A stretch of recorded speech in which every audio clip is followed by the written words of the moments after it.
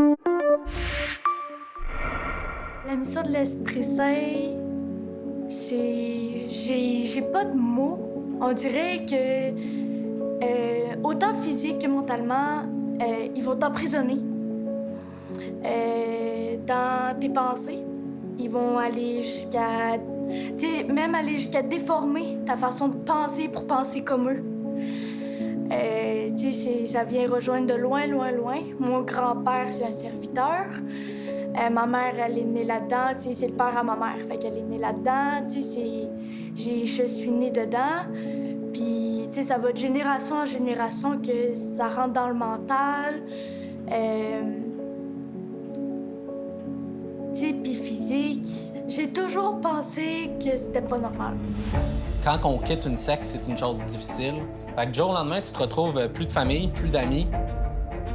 La scolarité des filles est jugée superflue. Notre futur, c'est se marier, avoir des enfants jusqu'à ce que ton corps le permet plus.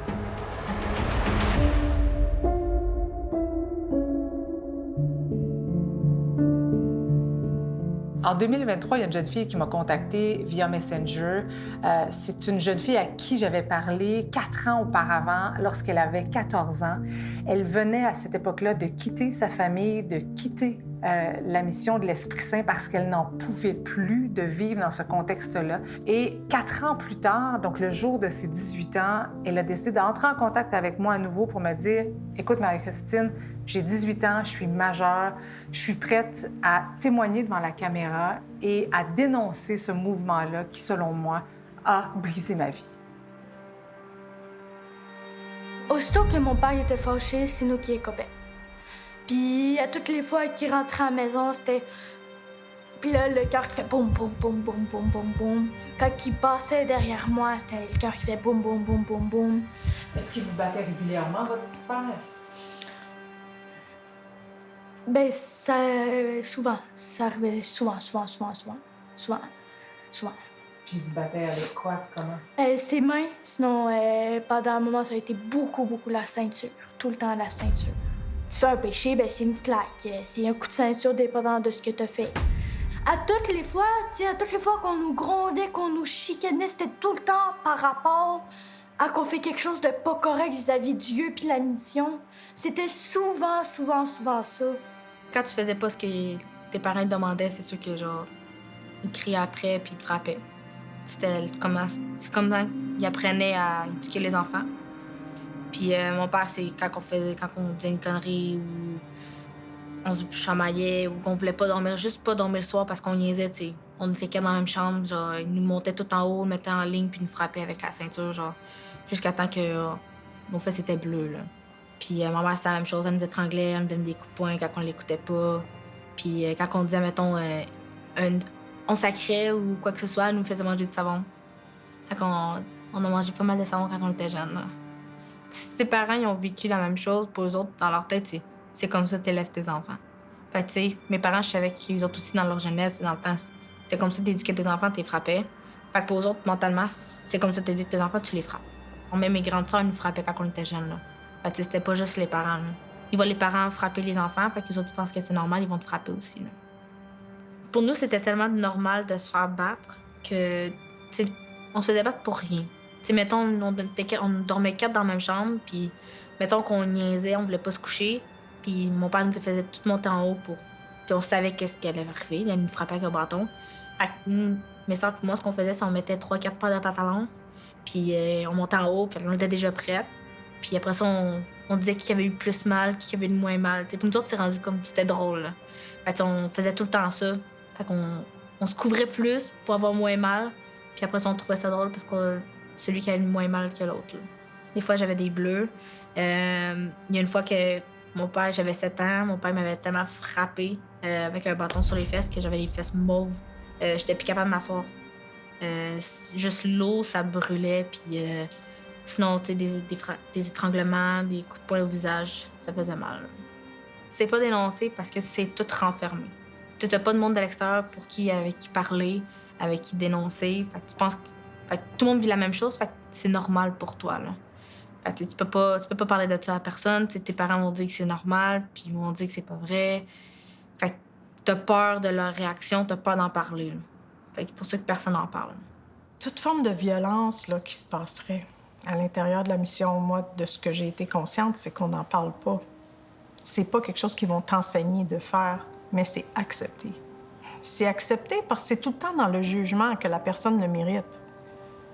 Fait que dans toute forme d'abus qui se passe à l'intérieur, jamais qu'il y a quelqu'un qui va dire « Hey, ça se fait pas à un enfant ». Je dis pas que toutes les familles, les hommes battaient leurs enfants, mais plusieurs, oui, puis c'était accepté. Je suis convaincue qu'il y a bien des choses qui se disent pas à cause que c'est très fermé. J'ai pensé souvent au suicide, à me suicider plus qu'une fois, jusqu'à temps que j'aie un déclic, que j'en avais juste assez puis je voulais juste partir. Je parlais beaucoup à du monde à l'extérieur. J'avais eu mon premier téléphone à 13 ans, justement, puis je m'installais des jeux en ligne. Fait que je parlais à du monde qui habitait à Québec, qui habitait en Europe, un peu partout. Puis je voyais comment leur vie était, c'était le fun, puis moi, je leur disais un peu comment c'était quoi ma vie, puis les autres trouvaient ça pas normal. Fait que c'est vraiment genre, plus que j'en apprenais, plus que j'avais le goût de sortir, plus que j'avais le goût de voir le monde à l'extérieur. Évidemment, chaque famille au sein de la mission de l'Esprit Saint, peu importe les factions, va appliquer les règles de façon différente. Il y a des familles où on est plus sévère, plus strict, et il y a des familles qui vont permettre aux enfants d'avoir une certaine ouverture vers le monde extérieur, donc permission d'aller sur les réseaux sociaux, sur Internet. Et ça, bien, ça peut permettre à l'enfant ou au jeune, à l'adolescent, de se rendre compte que ce qu'il vit à la maison, c'est peut-être pas normal. Quand t'es mineur, c'est très difficile de vouloir partir toute seule. Là. Fuguer. Exactement. Une fois, je parlais avec un gars, ça faisait un petit bout, puis il avait la même âge que moi. Puis la dernière semaine, j'avais dit qu'on se faisait battre, qu'est-ce que je vivais là-dedans. Puis lui, il en avait parlé à ses parents, puis ses parents, ils ont décidé que c'était pas normal ce que je vivais là, fait qu'ils ont décidé de vouloir venir me chercher, puis m'emmener chez eux. C'était déjà prévu qu'ils venaient me chercher chez mes parents le soir, un peu mieux de la nuit, sans que mes parents s'en rendent compte. Fait que mon sac était déjà prêt. Puis à 1h du matin, on m'a dit mes parents sont là. J'ai pris mon sac que j'avais caché en dessous du lit, je suis sortie par la fenêtre de ma chambre. Puis j'ai couru dans le cours, puis la voiture était là, puis je suis partie, puis on est arrivé à Québec. Évidemment, mes parents, ils avaient appelé la police comme quoi j'étais partie. Puis j'avais appelé la police pour comme quoi que j'étais en sécurité, puis que les raisons pourquoi j'étais partie de là, pour leur expliquer tout. Ils m'ont inscrit à l'école publique quand je suis arrivée à Québec. Ils ont fait un accord avec mes parents. Mes parents avaient encore ma garde légale jusqu'à mes 18 ans. Puis, mais vu qu'ils ont accepté que je restais là-bas. Au début, ils ont essayé de me convaincre de revenir, que c'était pas correct ce que je faisais, que j'étais jeune. Puis là, tu sais, moi, ils savaient pourquoi je voulais plus revenir. Tu sais, le battage, puis toutes les rencontres qu'on avait, puis je leur disais que je voulais pas revenir, c'était mon choix. Puis après ça, à mes 16 ans, mon père m'a appelé en pleurant, puis il dit « Je voudrais que tu ailles vivre chez ta tante jusqu'à tes 18 ans au moins. » Mais tu sais, moi, ma décision était déjà prise. Je voulais pas retourner là-dedans. Plus loin que j'étais de là, mieux j'étais. Là.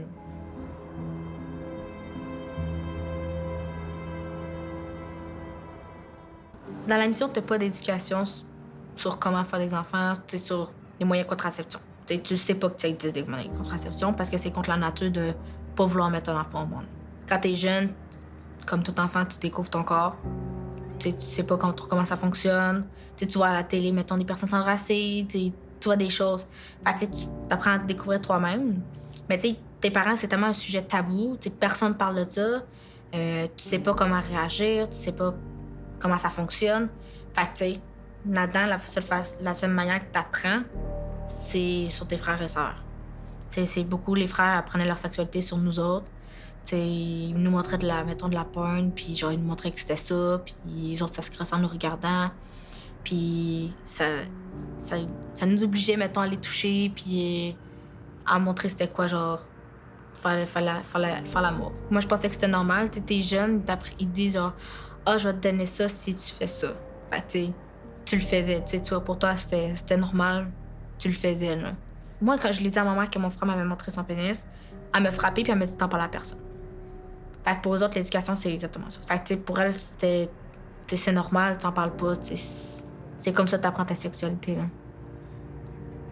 Ce genre de situation-là, du grand frère qui touche ses petites sœurs, c'est arrivé dans plein de foyers. Mes amis, c'est arrivé dans leur famille. C'est quelque chose de fréquent. C'est pas un phénomène qui est relié à la mission de l'Esprit Saint. Je pense pas que les gens de la mission de l'Esprit Saint sont plus criminels que d'autres gens. Je dis juste qu'ils sont moins éduqués et ouverts sur le monde. Donc, les abus vont arriver à ce moment-là.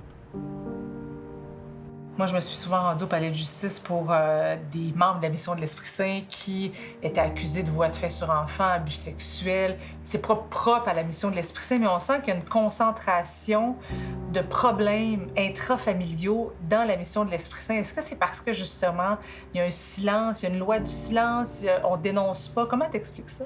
Le monde à l'extérieur de la mission est satanique. Donc, selon les serviteurs, évidemment qu'il leur est inconcevable de dénoncer des abus physiques ou sexuels subis par des enfants dans une famille. Ils vont garder ça caché. Lorsque un problème existe avec une famille, les serviteurs vont en privé aller en parler aux parents pour que ça se règle. C'est une déception parmi d'autres quand j'ai réalisé que les serviteurs n'avaient pas à cœur le bien-être physique et moral des enfants. Pour eux, là, c'est pas grave s'ils sont emprisonnés à la maison, négligés, battus, sans éducation, sans contacts sociaux, si ça peut garantir leur endoctrinement et les préserver des mauvaises influences. Et peu importe ce qui se produit, les serviteurs jamais ne vont proposer à quiconque d'aller dénoncer des abus vécus par des enfants. Tout ce qui peut se produire dans la secte va rester à l'intérieur, va rester caché, secret. C'est une prison. C'est un emprisonnement mental dont il est extrêmement difficile de se sortir.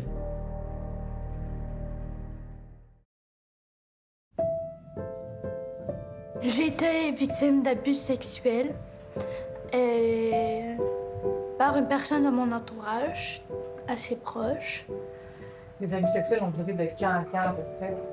J'ai pas d'âge, ça a tellement duré longtemps, depuis tellement longtemps que je peux même pas te nommer d'âge. Je peux même pas te dire exactement la première fois qu'il l'a fait. Je peux même pas te le dire. Puis depuis que j'avais 9 ans, je faisais de l'automutilation, puis tu sais, c'était pas gros, tu sais, c'était pas souvent, mais tu sais, ça m'arrivait, puis plus je vieillissais, plus c'était souvent, plus c'était plus profond. Je me faisais du mal parce que j'étais pas bien là-dedans. La mission, ça... Tu sais, quand j'étais plus jeune encore, je partais de chez nous, je m'en allais marcher, puis là, j'étais comme « Ah, ça va être qui ma nouvelle famille? » Puis j'ai toujours décidé de vouloir partir. Moi, mon rêve plus jeune, c'était de partir puis vivre ma vie. Tu sais, c'était tout le temps plein d'émotions à garder pour soi, en accumulation. Il y avait la personne qui m'abusait, mes parents, il y avait la secte, tout ça a fait que peu à peu, je me suis dit, c'est impossible que ça aille bien un jour. On dirait que la mort devenait plus en plus une bonne idée pour m'échapper de tout ça, parce qu'on dirait que c'était tellement imprégné, genre... Tu sais, ma famille, mes frères, mes soeurs, mes oncles, mes cousins, mes cousines, mes grands-parents, tout ça, là, c'est là-dedans. C'est... Je voyais juste la mort pour me sortir de là. As-tu des cicatrices? Oui, j'en ai là. J'en ai dans le haut du bras, ici, sur la cuisse, sur les jambes, parce que... Ben, dans les cuisses, c'est parce qu'il fallait pas que mes parents le voient, mais... Mila Rose me touche tellement par sa vulnérabilité, mais aussi par sa force. Elle a passé à travers tellement d'épreuves. Elle a seulement 18 ans.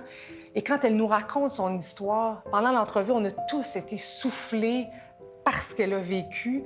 Puis aujourd'hui, de la voir assise devant nous, puis nous raconter son histoire, elle y tient, Mila Rose, parce qu'elle veut éviter à d'autres enfants comme elle de traverser ce qu'elle a vécu.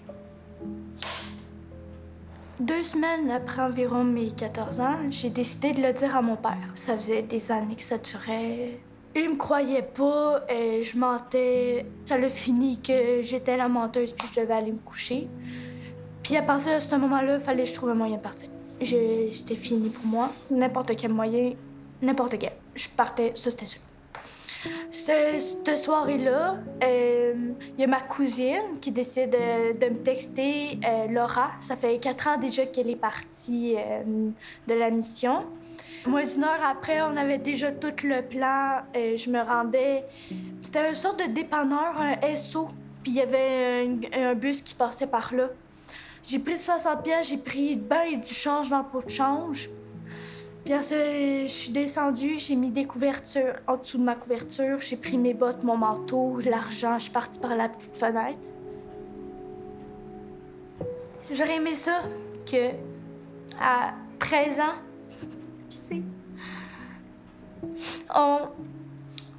je sais pas comment dire, mais que j'aille pas à crier à l'aide puis qu'on me sorte de là.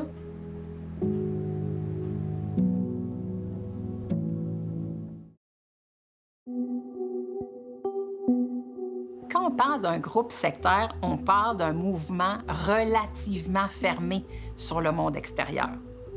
Ça veut dire quoi? D'arriver à accéder à l'information sur les torts que certains membres peuvent vivre à l'intérieur, c'est excessivement difficile. Plus un cercle est fermé, plus la possibilité d'abus est élevée. Parce qu'il n'y a pas possibilité, effectivement, d'aller vers l'extérieur et nommer ce qu'on vit. Donc, on est plus à risque d'abus. Ça ne veut pas dire que c'est automatiquement de l'abus, qu'il y en a automatiquement, mais oui, on peut être plus à risque d'abus dans un milieu fermé. Puis ce qu'on sait dans plusieurs de ces mouvements-là, le membre qui vit la victimisation va être responsabilisé pour ce qu'il a vécu. Donc, il n'y a pas beaucoup à l'intérieur d'éléments qui vont l'aider à mettre des mots sur la victimisation qu'il vit, puis à en faire sens, puis à aller chercher de l'aide qui va être réellement aidante. Il ne faut pas nier que le silence qui est imposé par le groupe favorise le silence sur les torts qui sont subis par certains des membres dans ces communautés-là. T'as-tu trouvé une soupe à ton goût? Oui. Ça, c'est chez ma grand-mère. Il y en a toujours eu cette maison-là. Moi, je peux penser, là, avec le footage, là, l'image, qu'on revenait sûrement d'une assemblée parce qu'on est tous habillés assez chic là-dessus. Donc, ça devait être un dimanche, puis après, on est allé chez ma grand-mère. Ma grand-mère encore. C'est ta grand-mère qui vous a tous fait rentrer? Oui. C'est la première? Bien, ma grand-mère et mon grand-père. C'est parce que j'ai pas connu mon grand-père, là, mais ma grand-mère David, la mère de mon père, oui, les deux ont rentré là-dedans. Dans le début, là, que quand même, Jeanne Richer-Di-La-Flèche débutait la SEC, là, 1920, là, dans ces années-là.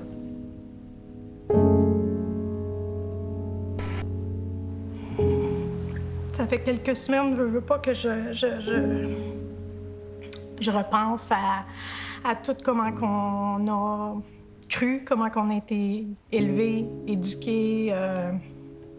Je vais utiliser le mot endoctriné, qu'on a tellement cru qu'on était dans quelque chose de rassurant, de quelque chose de vrai, qu'on était privilégié. Puis de voir 25 ans plus tard où est-ce que j'en suis par rapport à ça, c'est difficile de voir les deux mondes, les deux vies. Pour moi, c'est deux vies, complètement. Encore en 2024, on voit des jeunes femmes qui se marient à l'âge de 16 ans parce que dans la mission de l'Esprit Saint, il y a une énorme pression chez les jeunes femmes pour qu'elles aient des enfants, de nombreux enfants, tout ça dans le but de créer le bébé parfait, l'enfant parfait. Il y a des jeunes femmes, Richard, Christelle, qui se sont mariées très jeunes, mais on parle de mariage avant la majorité. Pour moi, mon adolescence, j'étais comme... Je me sentais en retard, parce qu'à 14 ans, je n'étais pas mariée. Donc, à 16 ans, j'ai rencontré cet homme-là, parce qu'il avait 10 ans de plus que moi. Et après quelques mois, on a décidé de se marier. Puis, ça a été pas mal... je sais pas, de se marier sans vraiment se connaître.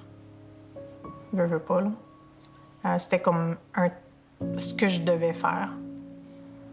On est ado, mais dans la mission, on pense qu'on est une femme. Parce que depuis qu'on est si jeune qu'on attend ça, puis qu'on se le fait dire, donc c'était comme si j'avais dans la vingtaine, puis que c'était le temps. Là. J'étais même en retard de me marier.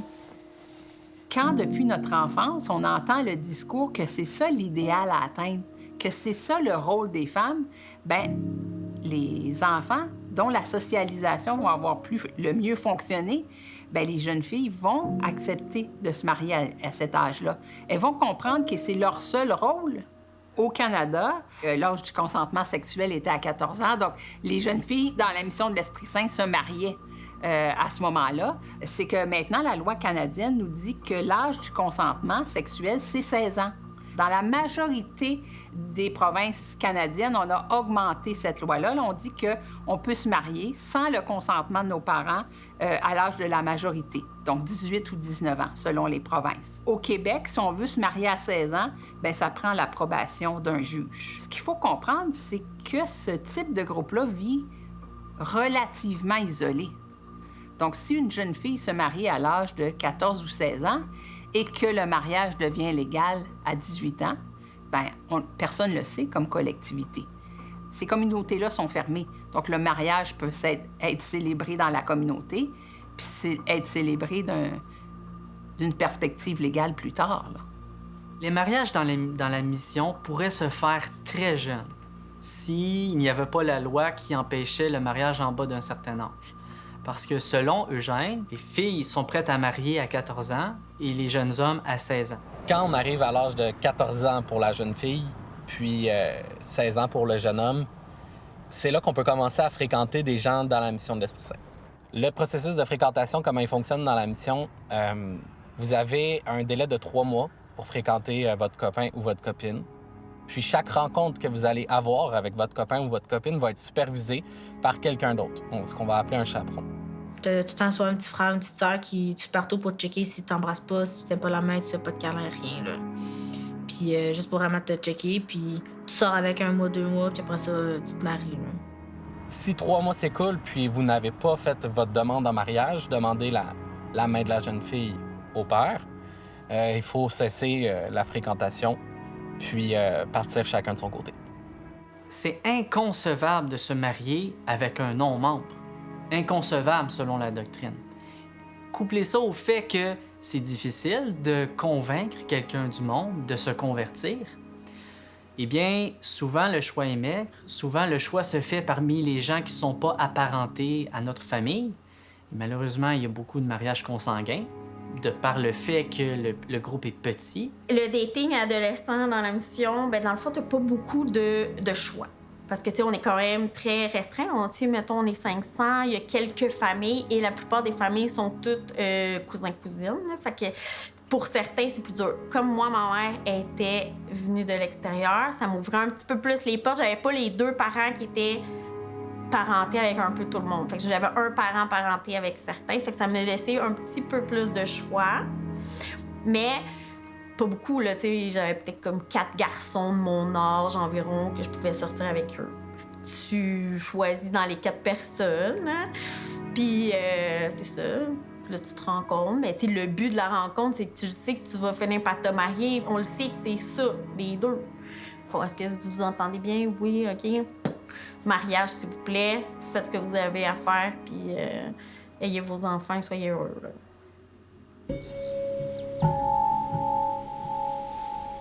Dans la mission, le poste de Saint-Paul, moi, où j'ai grandi, le mariage au civil n'était pas une obligation. On faisait tout simplement une cérémonie où le serviteur accordait le mariage, bénissait les entrailles de la jeune femme. Mais la suite, côté paperasse, côté civil, n'était pas nécessaire. Donc moi, techniquement, j'ai jamais été marié au civil. Là, l'affaire, c'est que je me suis marié 2 fois dans la mission. J'ai eu une séparation. La fille est partie de la mission. Ça, c'est quand j'avais 16-17 ans, j'ai pas eu d'enfant avec elle. J'ai été 2 ans célibataire. Là, j'avais 20 ans. Là, j'ai été en couple avec la mère de mes enfants. Il m'est arrivé de célébrer des mariages dans la mission de l'Esprit Saint. Ce sont des événements très sobres. Simplement, ça dure environ 15 minutes. Et les gens sont mariés. Le mariage dans la mission, c'est une cérémonie qu'on fait, mais c'est pas... tu te maries pas en blanc.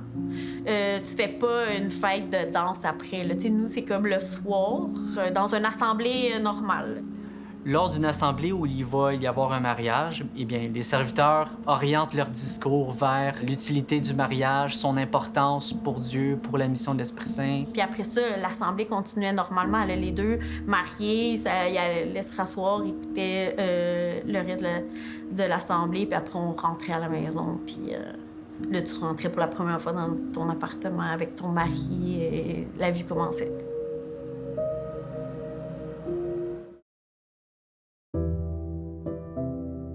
Ça, c'est mon premier album de mon premier bébé. Dans le fond, quand j'étais enceinte, j'étais toute jeune et toute petite. Et ça, c'est la journée que j'allais accoucher. Je voudrais pas que ça arrive à mes enfants, nécessairement. S'ils choisissent d'avoir des enfants jeunes, c'est correct, ça me dérange pas. Mais d'avoir le choix. Le rêve de la petite fille, c'est d'être une maman. Alors, j'ai jamais rêvé à autre chose qu'être une mère. C'est ce que j'ai réalisé à 25 ans quand je suis partie, qu'on m'avait empêché de rêver à qui je voulais devenir. Tu te poses jamais cette question-là, parce que la femme, c'est destiné à être une maman, elle va être une maman, elle va avoir sa maison, son mari et tout. Donc, t'as pas de rêve autre que ça. Donc, j'ai pas rêvé à part être une maman. Qui peut procréer, mettre au monde des enfants, ce sont les femmes de la communauté. Donc, on veut qu'elles commencent le plus rapidement possible pour qu'elles en aient le plus longtemps possible. Donc, vraiment, ce qu'on essaie de faire, c'est de socialiser les jeunes filles pour désirer cet élément-là, c'est-à-dire devenir une femme qui va avoir beaucoup d'enfants. Nous, les femmes dans la mission, on est là pour avoir des bébés. On est là pour être soumises à l'homme. On est là, on n'a pas de choix. On n'a pas d'études, nous, on est juste là pour procréer. Je suis dans une famille de 17 enfants. Ma mère s'est mariée à 14 ans, elle a eu son premier bébé à 15 ans. Je suis la 7e, 3e plus vieille des filles. Fait que c'est pas mal, en vieillissant, c'est pas mal moi qui s'occupais de tous les petits derniers à la fin. Là. À 13 ans, j'ai arrêté l'école. Je m'occupais juste des enfants tous les matins. Puis pendant que ma mère dormait, puis mes sœurs aussi dormaient. Dans le fond, je me levais à 6 h le matin. Je faisais à déjeuner tous les enfants. Des fois, quand il y avait le bébé, j'avais le bébé dans les bras, je le faisais boire. Puis je m'occupais, je mettais la télé après. Après ça, il fallait faire le ménage. Puis après ça, il fallait comme habiller les enfants. Après ça, c'est le dîner. Je faisais toujours les dîners. Tout le temps des grilled cheese pour le dîner pour les enfants. Fait comme ça, l'après-midi, tout le monde me faisait l'école. Après ça, au souper, ben là, on faisait le souper. Puis je donnais toujours les bains aux enfants après le souper. Ensuite, moi, je me couchais quand tout le monde dormait. Puis ma mère, elle voulait jamais se lever. Fait que quand le bébé pleurait, c'était moi qu'il fallait qu'il reste debout jusqu'à temps que le bébé dort. Fait que puis ensuite, je me couchais comme minuit et demi. Pour ça, ma journée recommençait à 6 h le matin aussi. Là. Je savais un peu comment ça fonctionnait être maman. Moi, en tant que fille, je m'occupais beaucoup de mes petits frères et mes petites sœurs. Quand mes parents n'étaient pas là, je devais les garder. Pour les plus jeunes, je changeais les couches, je donnais les bains. T'avais quel âge à ce moment-là? Quand j'étais rendue assez grande pour changer des couches, j'irais vers 9-10 ans. Là, je commençais à changer les couches de mes plus petits frères, mes plus petites sœurs. On m'a donné des responsabilités de mère très jeune, puis on me montrait aussi, pour que je prenne exemple, quand que ça allait être mon tour. Ce qu'il faut comprendre, c'est que dans la mission de l'Esprit Saint, la pérennité du groupe est surtout assurée par la naissance de nouveaux enfants. OK? Donc, c'est pour ça que les jeunes filles vont vivre une pression à s'engager dans ce cheminement-là, de rencontrer quelqu'un, se marier, avoir des enfants. La mission de l'Esprit Saint veut croître à l'infini. Et donc, les valeurs qui sont promues parmi les membres, c'est d'avoir de très grandes familles, d'élever des enfants à Dieu. Ce qui est en corrélation avec la doctrine elle-même, selon laquelle c'est grâce à l'enseignement du Maître que nous enfantons des enfants nés des enfants de Dieu, mais nés de la terre. Quand j'ai eu mon premier, j'avais 18 ans. Dans le fond, de 18 à 25 ans, j'ai eu mes 6 enfants. Entre ça, j'ai eu une fausse couche aussi. Fait que dans le fond, j'ai eu 7 grossesses de 18 à 25 ans. Le 6 enfants dans la mission, c'est une jeune famille. C'est une petite famille. Étant début, il y avait beaucoup de familles qui avaient plus que 10 enfants, voire jusqu'à 20, plusieurs familles. La mission de l'Esprit Saint est basée sur la parole d'Eugène Richer dit La Flèche et les quelques serviteurs qui ont suivi par la suite. Donc, l'ensemble de leurs croyances est ancré dans des connaissances, une compréhension du monde qui date des années 1900 ou au début des années 1900. Donc, même si le temps passe, c'est toujours ces mêmes valeurs-là qu'on essaie de maintenir, les valeurs traditionnelles. Donc, la mission devient une société patriarcale dans laquelle on souhaite que la femme ait un rôle traditionnel et l'homme soit le pourvoyeur, l'éducateur. Les valeurs de la mission de l'Esprit Saint sont celles qu'on pourrait attendre de n'importe quelle communauté religieuse qui tire son enseignement de la Bible et surtout du Nouveau Testament. Donc, le rôle de l'homme et le rôle de la femme sont les rôles traditionnels qu'on connaît tous. La femme qui doit rester au foyer doit être soumise à son mari, c'est-à-dire accepter que son mari porte la responsabilité des décisions dans le couple, dans la famille. Donc là, la femme, elle est passive ou attend de recevoir les enseignements. Elle a certains rôles, des rôles qui sont, je dirais, genrés. Vraiment tenir le foyer, un peu comme l'image de la mère des années 50, là, c'est-à-dire la femme à la maison qui s'occupe de ses enfants. La différence entre l'homme et la femme, c'est que c'est la femme qui porte le bébé. L'homme, il est plus comme le pourvoyeur de la famille. Fait que, tu sais, lui, il va travailler, il entretient pas la maison, il va pas vraiment aider parce que ça, c'est le rôle de la femme. Fait que souvent, même si t'as plusieurs enfants, le papa, il contribue pas tant que ça à aider la famille. Là. Lui, il va travailler. Quand il arrive, son repas, le ménage, le lavage, tout doit être fait. Sinon, tu fais pas ta job. Là. C'est un peu comme ça, là, on vit comme dans les années 50 où est-ce que, tu sais, la femme, elle a pas beaucoup d'éducation, puis elle connaît pas plus que s'occuper d'une maison puis des enfants. C'est une réalité d'une autre époque.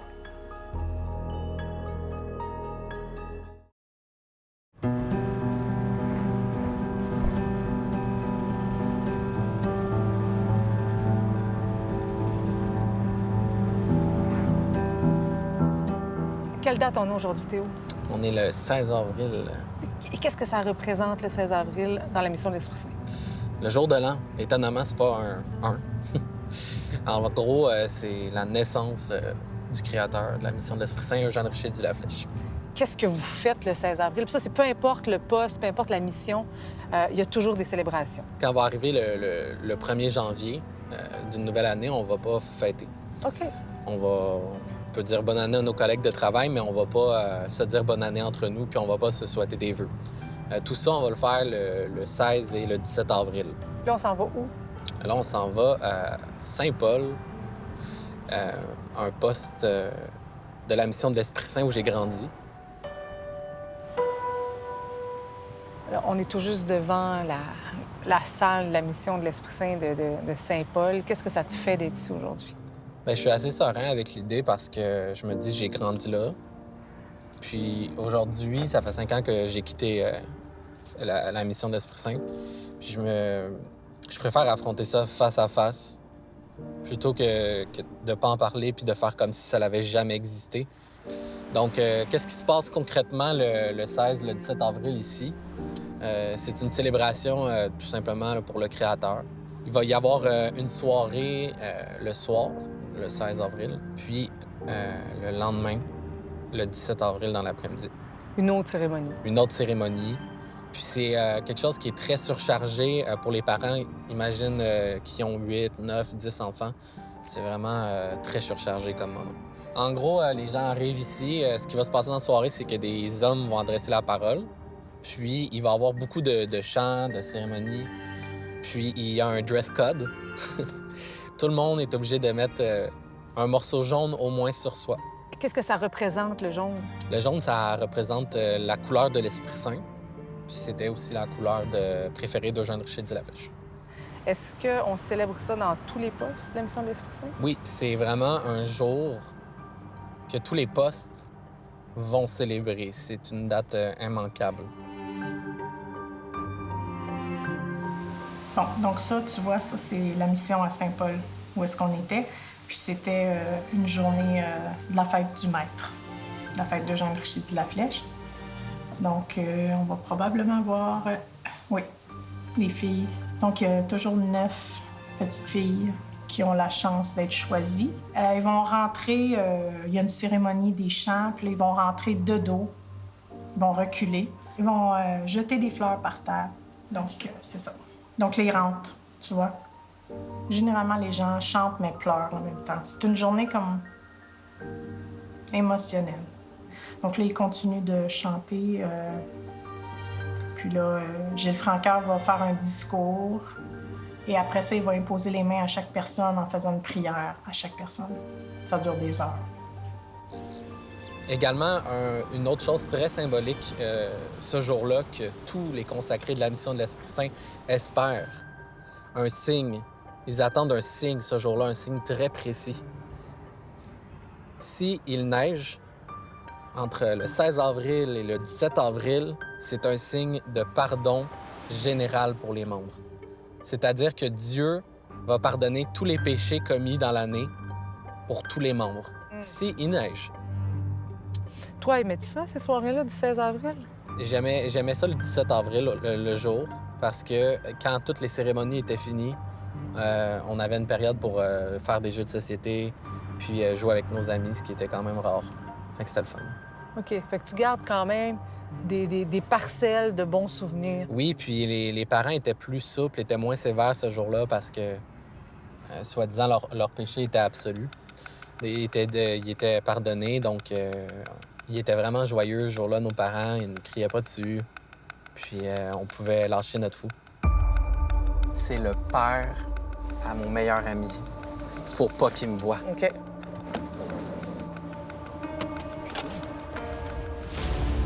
Bonjour. Ça va bien, enchanté? Pour quelle raison vous nous filmez ce soir? On fait juste prendre des images visuelles. Mais c'est nous qui êtes filmés. Vous filmez des gens, pas des animaux dans un zoo. On filme l'arrivée, on filme. L'arrivée des gens, oui. Mais des visages aussi. Non.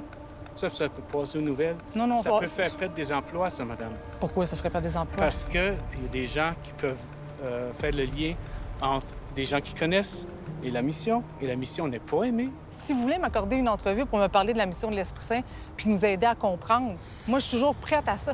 Si vous voulez démystifier un peu la mission de l'Esprit Saint, vous avez le droit aussi de le faire. J'ai lu, juste la semaine passée, un article qui est passé dans la presse qui disait nous autres, on croit que la Terre est plate. Est-ce que vous enseignez qu'il n'y a pas de planète?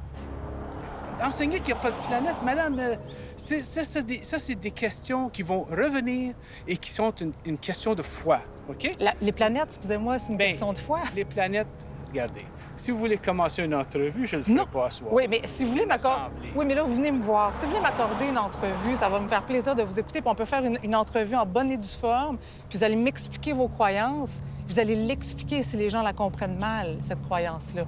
Mais tu sais, là, c'est notre plus grand jour de l'année. C'est notre jour du pardon aujourd'hui.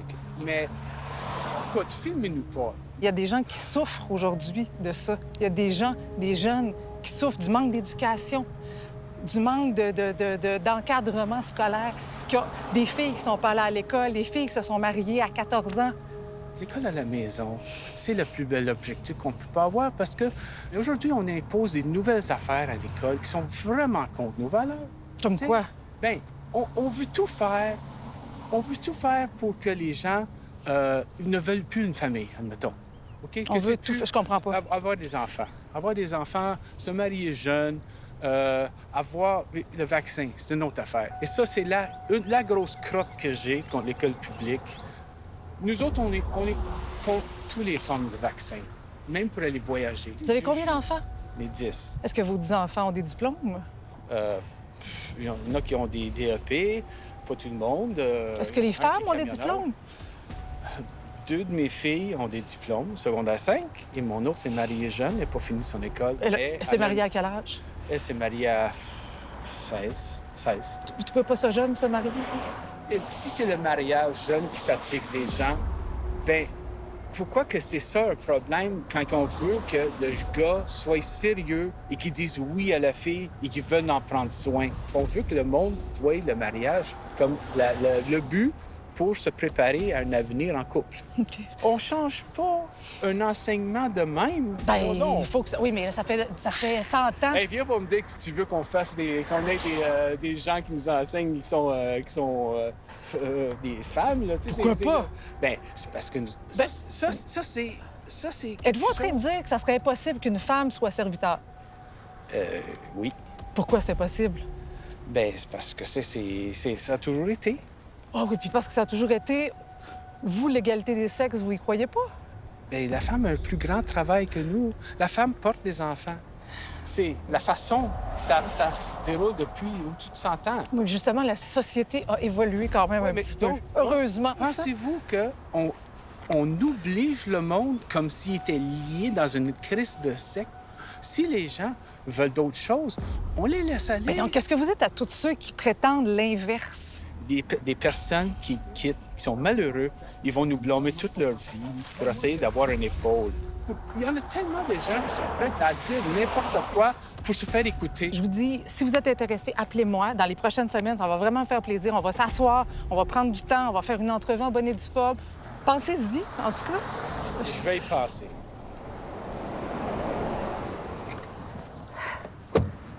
As-tu entendu? Oui, j'ai tout entendu. Ouais. Quand même, c'est un homme qui s'exprime super bien. Là, je sentais vraiment le malaise à ce qu'on soit là. Il n'a pas voulu me dire son nom, tu le connais-tu? Oui, je le connais. Ça fait 30 ans qu'il est orateur à ce poste-là. OK. Oui. Quand tu entendais son discours, qu'est-ce que ça résonnait en toi, là? Mais en fait, je te cache pas que quand j'entendais ses arguments, j'étais un peu amusé, là. Ça remonte quand même à 5-6 ans pour moi, puis je me rends compte que la mentalité n'a pas évolué du tout. C'est toujours les mêmes arguments, puis c'est toujours les mêmes pubs anti-vax, c'est toujours la femme au foyer. Tout ça n'a pas changé encore en 2024. Non, c'est ça. Moi, je suis fascinée par ce discours-là, puis il n'est pas gêné de me dire que la femme doit être à la maison. Ça me... Oui, il est parfaitement assumé, puis ça fait 30-40 ans qu'il adresse la parole à ce groupe-là. Ses convictions sont très, très, très endurcies, en profonde, oui.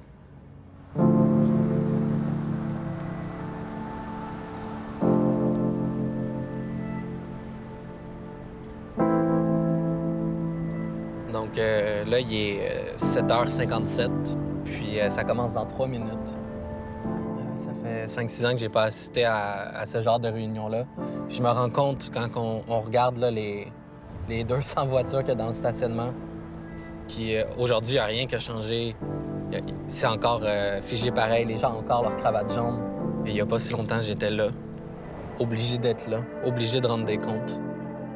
J'étais emprisonné dans cet endroit-là. Sincèrement, je regarde ça, puis je me dis que j'ai pris la meilleure décision de ma vie. C'est ça qui me rend fier aujourd'hui.